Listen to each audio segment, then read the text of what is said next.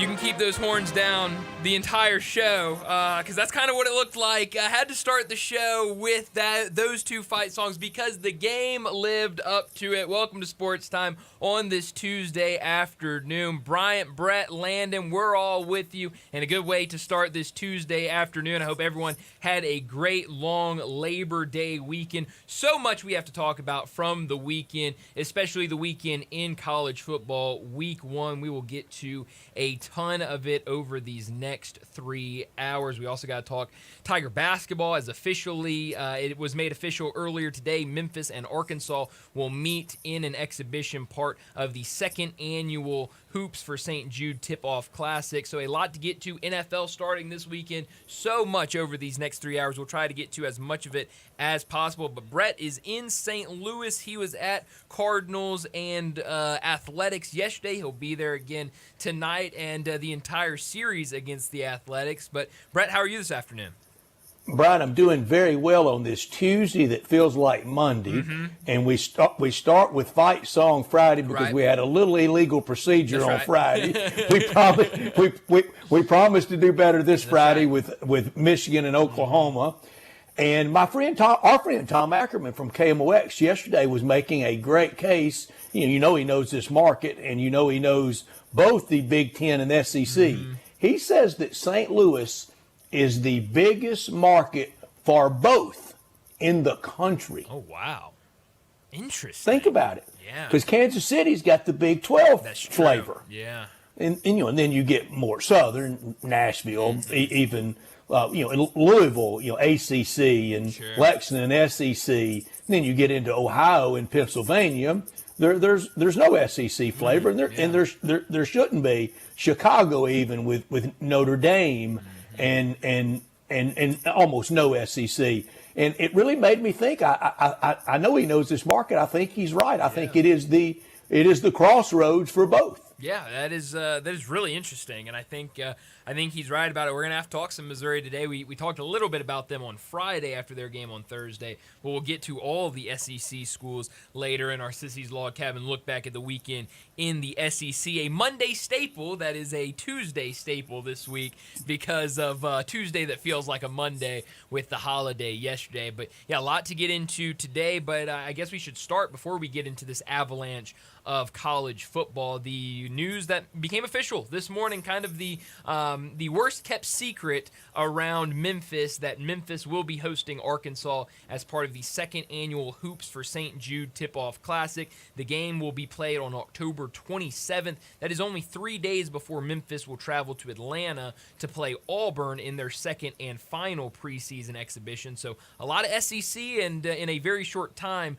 for the exhibition slate for the Tigers. We know that will be a doubleheader. Last year, the Memphis women's team faced off against South Carolina's women's team. This year, it will be Memphis's women's team again. They will take on Vanderbilt as part of that doubleheader. But finally, the news is out. It's official. Memphis and Arkansas. John Calipari coming back to FedEx Forum. He is, but those games for the Tigers will be games that won't count, but they will really matter. They will matter on the court to see where you stand, to see where you can improve, to see if you're a go for it second weekend potential team, as much as you want to discern that in October. But also, it really matters for St. Jude Children's Research Hospital, something that we all always want to have support for and invest in and raise money for. And both head coaches, Coach Penny Hardaway and Coach John Calipari, in both universities should be applauded. You think of the number, we know the number of Memphis people and really people from around the world, but Memphis people that have had prayers answered at St. Jude Children's Research Hospital. Arkansas people with the influence of Eastern Arkansas and beyond, and St. Jude touches every corner of the globe. But it is historic, and we hope it will lead to future games that will count and matter. If you count in the record book and matter for winning or losing that night. I would guess John Calipari's first trip to FedEx Forum since the heartbreaking Elite Eight loss to North Carolina. And North Carolina went on to win it all that year. that day, Coach John Calipari, that day after the game, I mean, running as hot as I've ever seen him, because he thinks he was robbed. I don't, but the heartbreak of defeat can make you think that way a little.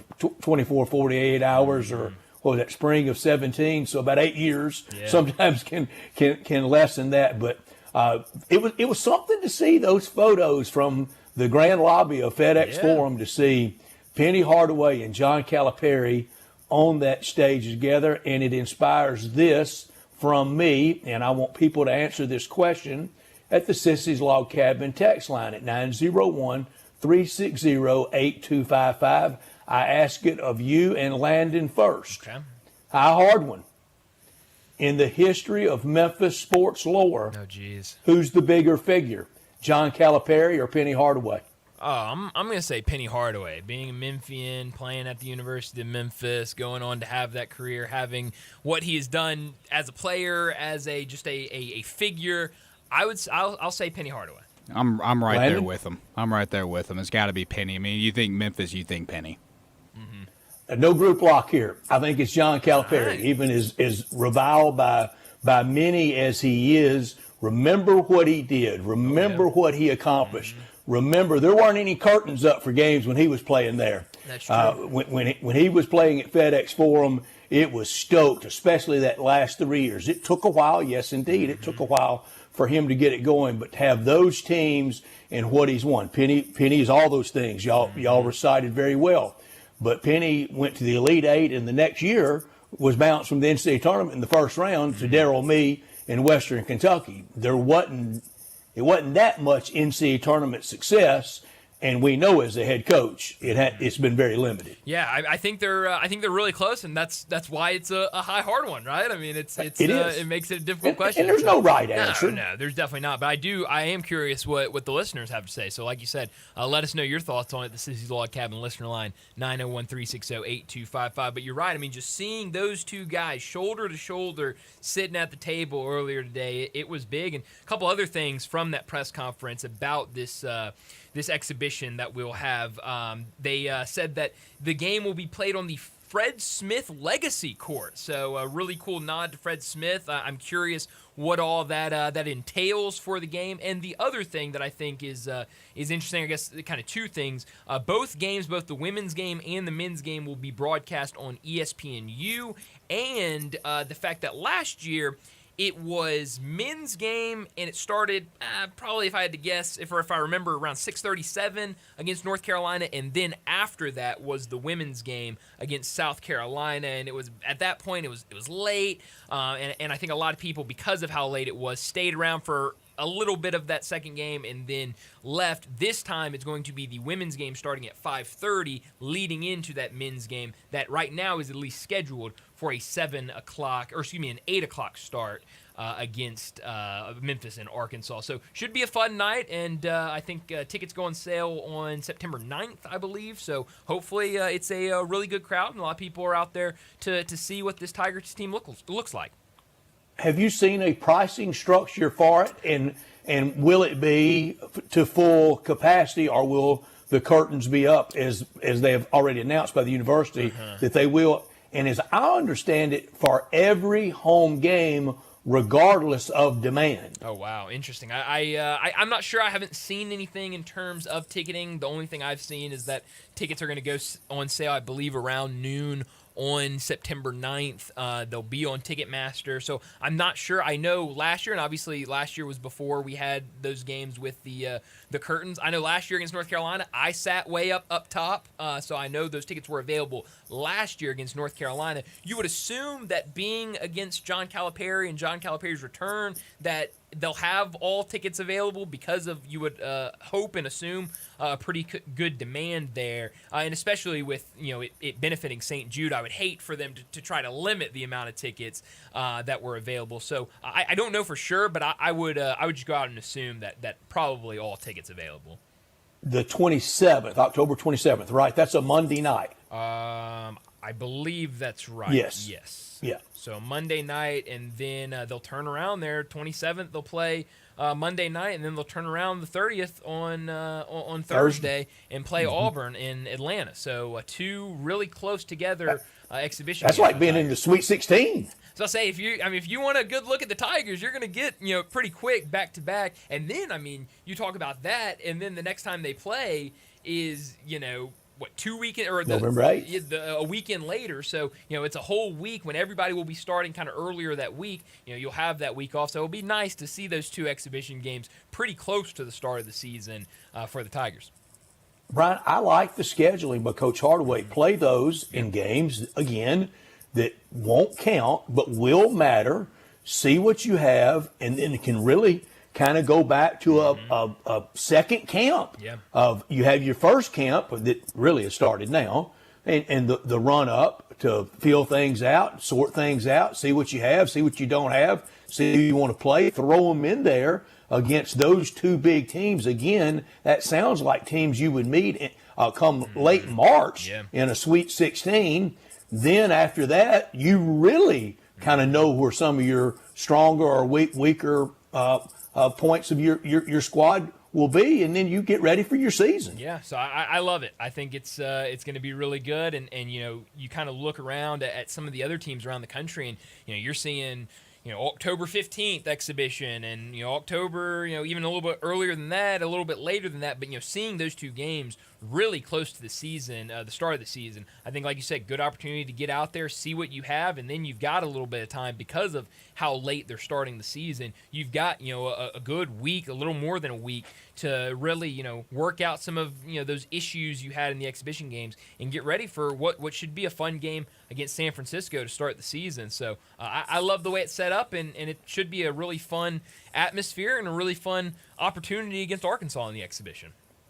October 15th used to be the start of college basketball practice. And then I think Kentucky, somebody that can correct me on that, please do, but I think Kentucky started at the stroke of midnight madness, and it was literally, 12:00 that they started the very first seconds of October 15th, and then everybody started it with big crowds and big promotion and what it's become. But now we know it, and I like it. I much prefer that we're not kind of hiding around, at times that coaches can be with guys, and you can be with three guys and you can be drilling them at a certain time. No. Look, a lot has changed about college sports for good or for bad, but I like more coaching time because there's no bigger voice on that campus for those players than that head coach. That's right. Yeah, so it'll be fun to see this team in action, see him against John Calipari, who, as we know, spent a lot of time. Coach. That's right. Yeah, so it'll be fun to see this team in action, see him against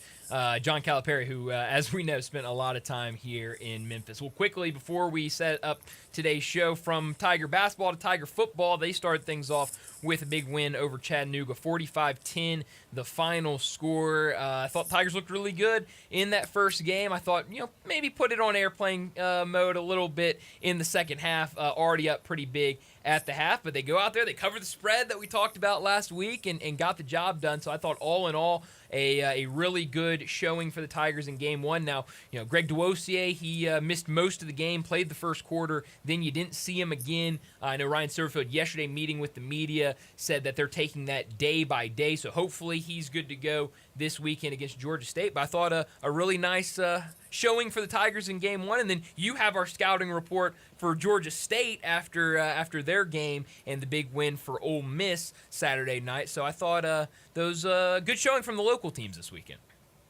I'm going to keep the scouting report simple for Georgia State.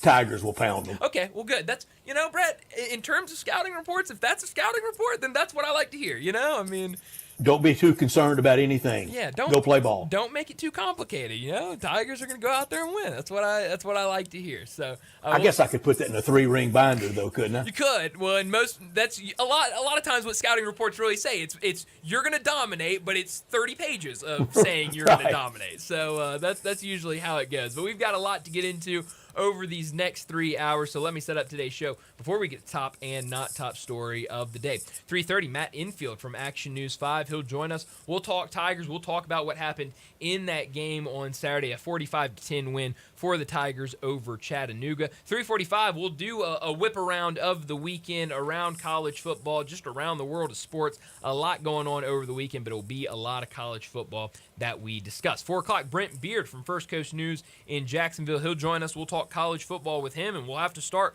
with the big win. Well, really, we could start with a couple big wins. You can start with the big win for Florida State down in his neck of the woods, the big win for Miami down in his neck of the woods, the domination from Florida also down there near him, but a lot of college football with Brent Beard at 4 o'clock. 4:30, we'll get to our Sissy's Log Cabin, look back at the weekend in the SEC, something that we'll be doing every single Monday, but obviously with the holiday yesterday, we'll be picking it up this afternoon. A lot of games to get through in the SEC. 4:45, we get to big number of the day. 5 o'clock, Bo Marchant. He'll join us to talk the NFL as it's officially game week in the NFL. A lot of really intriguing matchups, and it gets started Thursday night with the Eagles and the Cowboys. 5:30, we'll get to what's trending, and at 5:45, we'll wrap up today's show like we always do with Moe's and Humdinger's Crunch Time. Well, let me remind you, we're in our Family Leisure Studios where family and fun come together, and Family Leisure needs your help to clear out the warehouse. All in-stock patio furniture up to 60% off, and 4-piece deep seating sets now only $999. Chase Lounges, buy one, get one half off, and all Polywood furniture now 20 to 30% off. Get the outdoor dining table and get a free umbrella with purchase. And don't forget about special financing. It's available, but only at Family Leisure, 2120 Whitten Road, just north of I-40. He's Bryant. I'm Brett. Our producer is Landon, and we are Sports Time, and we're with you until 6 o'clock. We want you to be a part of our show by texting or calling 901-360-8255. Hit us up about any subject. We want you to weigh in on kind of my poll question of the day. Bigger sports figure in Memphis sports lore. Is it Penny Hardaway or is it John Calipari? Hit us up at 901-360-8255 at Sissy's Log Cabin. Text and talk line. All our guests will join us at 901-360-8255 on the Sissy's Log Cabin guest line. We're always in our Family Leisure Studios, wherever we are, whether it's Memphis or St. Louis or Oxford or Lexington. We're always in our Family Leisure Studios. And this hour is always brought to you every day by Lexus of Memphis at 2600 Ridgeway and online at lexusofmemphis.com. Great offers on all 2025 models and always special leasing options. Drive in luxury and confidence knowing that every new Lexus comes with complimentary first and second maintenance services. Call them at 901-334-9673 if they invite you to stop by the only Lexus dealership in Memphis at 2600 Ridgeway and put yourself in the driver's seat of the all-new 2025 flagship LS500, and you'll be looking and you'll be driving in style. When you purchase a Lexus, you get top-of-the-line engineering and design, and they make for the safe luxury driving experience.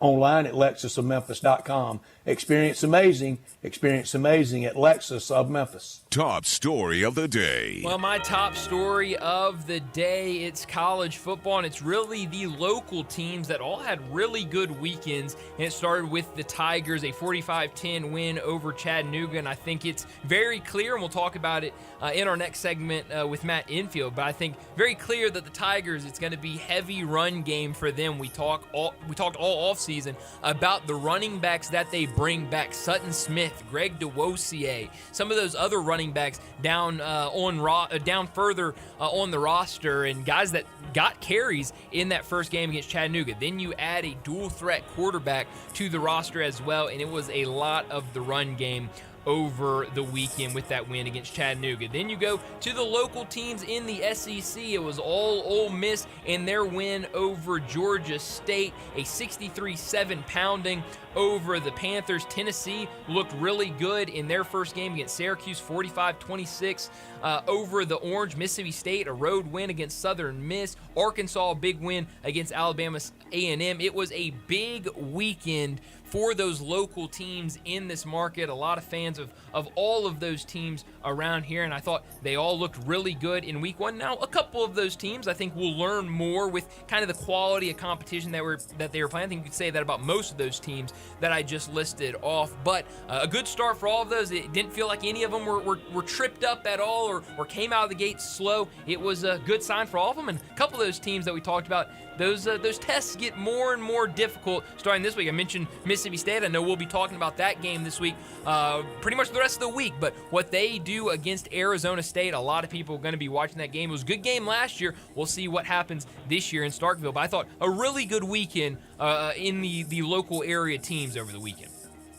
My top story yesterday and today, with the end of the big weekend from college football, I think marks the biggest overreaction weekend of anything in sport. It used to be the Monday after Selection Sunday, but with 68 bids, that kind of took out the who was robbed.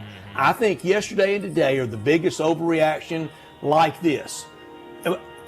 People are just convinced that Bama's done, that the Manning legacy is done, that Notre Dame may be done, that Auburn's better than Alabama. There are some Memphis fans saying Seth who. There are some Ole Miss fans saying Jackson who. There are LSU fans that are booking national championship game hotels and tickets now, and everybody's piling on Bill Belichick as it was all Tom Brady and he had nothing to do with it. I'm going to quote Aaron Rodgers here. 5 letters, RELAX. Yeah, absolutely. Not top story of the day. Well, Brett, my not top story of the day, I'm telling you, we didn't plan this, but it is exactly what your top story of the day was. And we talked about it a lot last week. It's bat guano crazy today, isn't it? Oh, I mean, but we knew it. We had prepared ourselves for it. We talked about it last week that no matter what happened, and we really talked about it with Arch Manning against Ohio State. We said if he goes out there, if he throws for 300 yards and 4 touchdowns, it was going to be over. He's the best Manning ever. Best Manning. Go ahead and ship him the Heisman. It's all over. Texas is going to win it all. He's going to win Heisman. He's going to go to the draft. He's going to be the number 1 pick. If he struggled, then it was going to be the opposite. Oh, man, how could this be a Manning? How is he the starting quarterback? He looked awful, atrocious. Texas is going to be terrible this year. Well, you saw that in the game against Ohio State, which I'm kind of surprised we have so many hot takes about Arch Manning now. I mean, Ohio State, they are the defending national champions, and their defense looked really, really good. I think most quarterbacks would have struggled. Matt Patricia's pretty good. He's pretty good. That's why he's a household name around the game of football. So I don't want to jump the gun on anything with Arch Manning, but you're right. You got it with Alabama. You got the good. You got the bad. You mentioned Jackson Dart, who that's Mr. Second string Jackson Dart, as it was reported earlier today that he is QB number 2 going into week 1 for the New York Giants. But number 1 at Ole Miss is Austin Simmons, and he looked good Saturday night. Now, I do think Arch was horrible Saturday. Yeah. There's no mistaking that. But slow down on burying the whole Manning legacy. My not top story, I've lived a lot of this before. I can remember when Barrett Bryant retired and Ray Perkins was the head coach after him, and guess what? He couldn't live up to it. He wasn't the Bear. And Kalen DeBoer is not going to be Coach Nick Saban. He's not. But he's got to be more Coach Nick Saban and less Kalen DeShula. And that's what he's looked like through 14 games at Alabama. DeBoer is 9-5. Ray Perkins was 8-6 after 14 games. It's impossible but to fall in behind these legends. But also this, it was bad for Bama on Saturday. Rushing yards for them, the fewest rushing yards in an opener since 1968 playing Virginia Tech. They had 87 yards Saturday in Tallahassee, 85 and 68 against then known as the Gobblers, not even the Hokies, and then known then as VPI, not even Virginia Tech. Defensive back Frank Beamer was on that Virginia Tech team that year, and they later came to the Liberty Bowl to play Ole Miss that year. But It was bad on Arch, and it was bad on Bama Saturday. No, it was those two were if you did a winners and losers, those were probably the top two losers if you were writing it down. But that'll do it for top and not top story of the day. Let's go ahead and get to our first break, and when we return, we're gonna talk some Tigers. Matt Infield from Action News 5, he'll join us next. We'll talk about the Tigers win over Chattanooga. We'll also talk about the announcement Memphis and Arkansas playing in an exhibition game later in October. We'll do all that next on Sports Time. Add a little fun to your lunch break. Join Johnny Radio for Sports 56 Happy Hour from 11 to 1 every weekday on Sports 56 and 98.5 FM. I think a lot about golf, and when I think golf, I think Miramichi. Did you know Miramichi Golf Course offers membership? It's a great way to play more golf for less out of pocket. Their memberships run for $300 a month plus tax, and that includes unlimited rounds and range balls, no extra card fees, priority tee time booking, and discounts in the pro shop. Oh, by the way, there's no initiation fee. Miramichi green fees, they'll allow you to choose the right rate at the right time on the right day for your needs. If morning tee times are more important, you can book up to 14 days ahead of time to reserve your spot. If rate is more important to you, there are discounted evening rates available that you can choose from. Miramichi is now open on Mondays, and you'll find the lowest rate is on Thursday. Sometimes you just need to escape the hustle and bustle of life. Miramichi Golf Course provides just the right place to solve that need. The name Miramichi means place of happy retreat. When you need a quiet, peaceful round of golf, please make your way to Miramichi. Is your wife asking you to stop eating junk food? Well, we have you covered at Humdinger's. It's quick and it's healthy, and most important, it tastes amazing. With many choices from salmon salad to rainbow trout and grilled asparagus. Come visit us for lunch at Humdinger's, 6300 Poplar Avenue. So good, Coach Penny eats with us weekly. Don't forget, Humdinger's offers full-service catering for weddings, social events, or your corporate lunches. You can call 901-260-8292 to find out more. Jenkins Floors and More invites you to their retail warehouse where they pass wholesale savings on to you. Jenkins Floors at 2356 Goodman Road in Horn Lake and Little Rock. They specialize in flooring and carpeting, tile, plantation shutters, and blinds. Jenkins makes your life easy with a 2-week turnaround. Contractors, builders, or family projects, call 662-469-9350 for a free estimate. Owners Timmy and Rebecca Jenkins say hello to Sports 56 fans and look forward to your business. Rick's Powder Coating for a beautiful finish every time. Rick's Powder Coating specializes in automotive, ornamental, residential, and industrial coating. With 2 conveyor lines and the largest batch ovens in the Mid-South, Rick's can accommodate all of your powder coating needs. Locally owned and operated since 2002, Rick's Powder Coating will customize a beautiful finish just for you.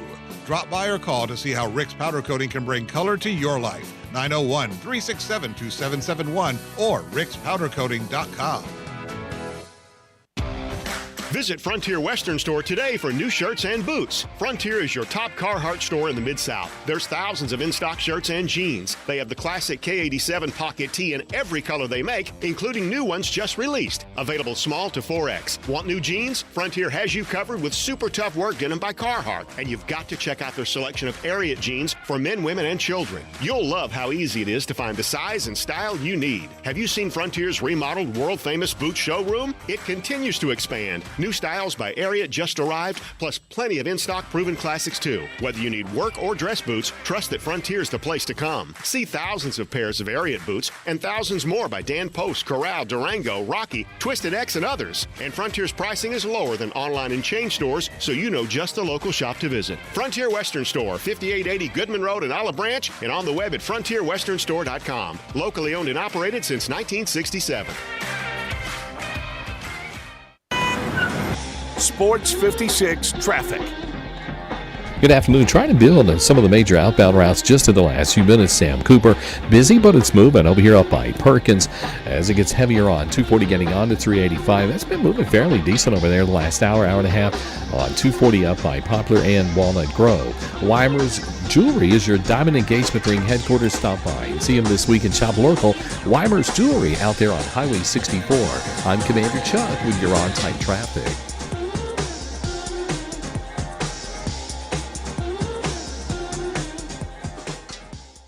Now back to Sports Time on Sports 56 and 98.5 FM. This hour is brought to you by Lexus of Memphis. Here are your hosts, Brett Stats Norsworthy and Bryant Dacus.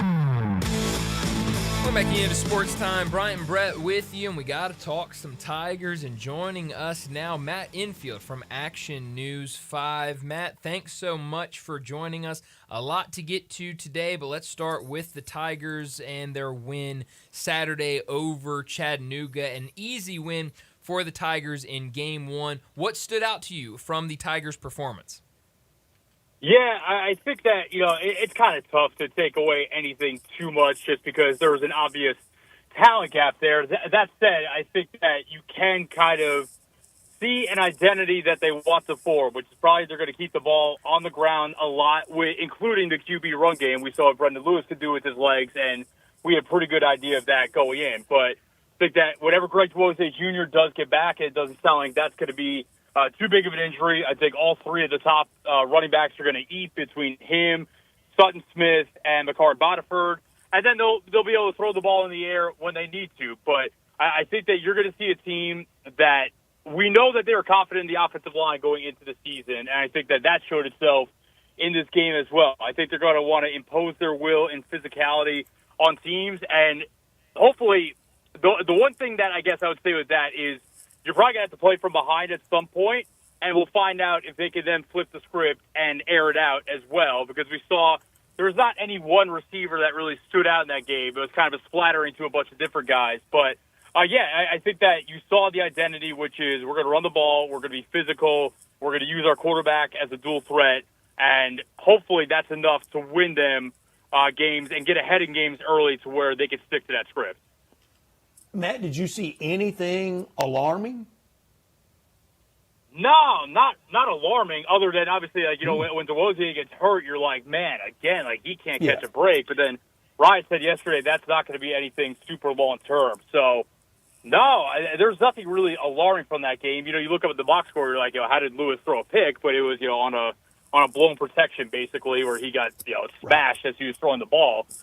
No, I don't think, like I said, I don't think that you can reasonably come away with any incredibly strong takeaways from a game like that, which is, with all due respect to UT Chattanooga, it is essentially a glorified preseason game for Memphis. And there are a lot of teams throughout the country that play games in week 1 against teams that they are clearly far more talented than. And, we'll see if Georgia State this week is another version of that, even though you are going on the road for that one.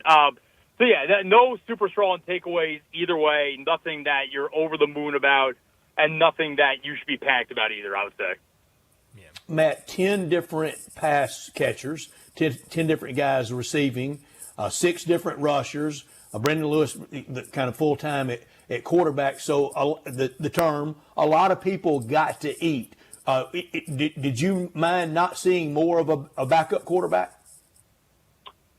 For game 1, I was okay with it. At a certain point, you could probably minimize your injury risk by pulling him for either Arrington or AJ.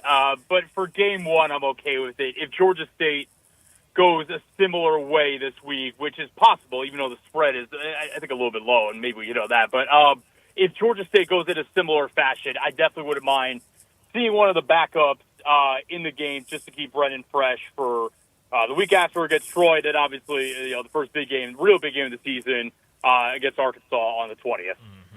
Yeah, you mentioned the run game. I thought, you look at that first drive, and, it was, I think, an 8-play drive. I think 6 of those plays were on the ground, and it was a little bit of everybody. You saw Sutton Smith in there. You saw DuBose in there, and you saw Brendan Lewis. And then the fact that in the first half, you had DuBose, Smith and Lewis all find the end zone with their legs. It feels like they are going to do a nice job. Did you like the way, I know it was you didn't get to see a lot of it because DuBose left the game, but did you like the way that they kind of were able to use both those guys early and the way that Ryan Silverfield kind of rotated the running backs as a whole throughout that game?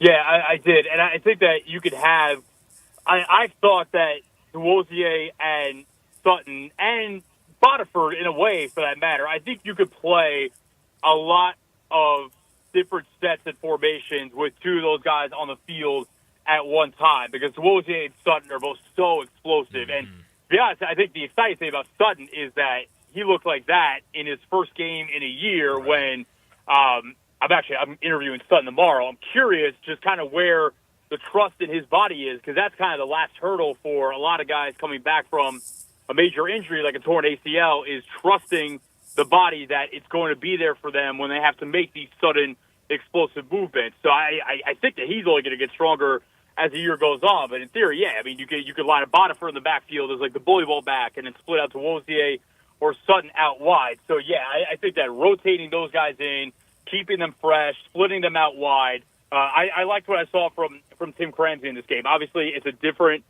I'm sure that some of the principles of the offense are the same, but the fact of the matter is they were doing stuff on Saturday that they weren't doing as much with Seth Hennigan, which is fine because Seth was a great not pure pocket passer because he could extend plays, but he was not Brendan Lewis mobility. So, yeah, I really liked what I saw, and I think that that's only going to improve as the season goes on.